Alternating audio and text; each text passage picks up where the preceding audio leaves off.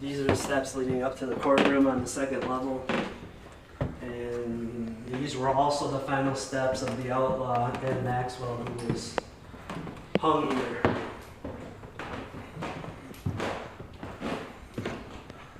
The courtroom was used until 1984. And we have tried our best, other than the artwork, to keep it as it was when it was shut down. All the artwork up here is the work of C.H. Gleason.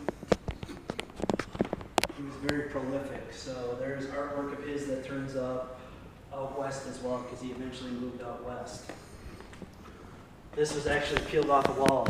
During his time in Durand, some people would hire him to paint directly onto their walls. So this was taken out of a house and peeled very carefully off the wall.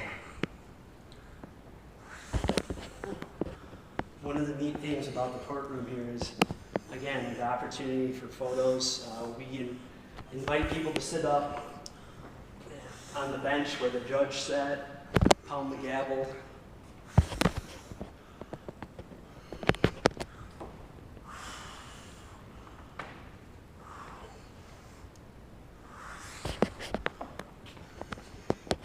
And if you bring your young ones on, you have the opportunity to put them on the witness stand and interrogate them.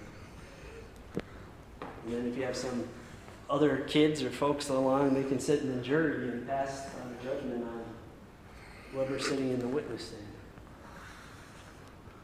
The two rooms that we have up here, the middle room, one on the right was the jury room, and then on the left, that was the judge's chamber.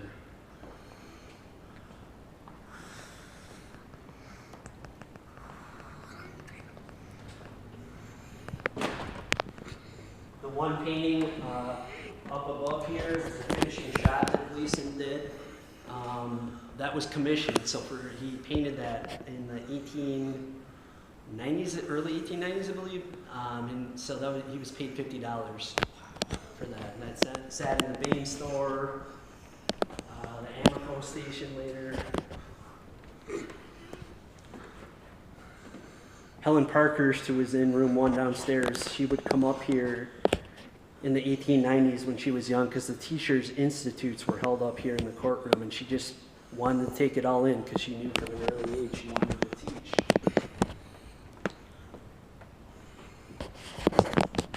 This is the judges' chambers. We have the final 4 judges when Pepin County had its own judge up on the wall.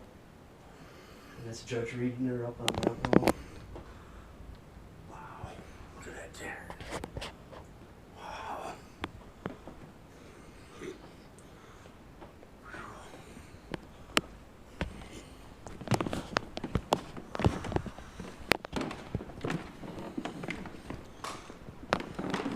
And then this was the jury room.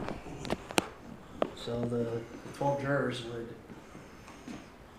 convene in here to make their decisions. The art, again, that is a piece from C.H. Gleason, which sat out in Little Plum Church. Little Plum Church closed in 2017, and they donated to the museum the painting. It had to be restored.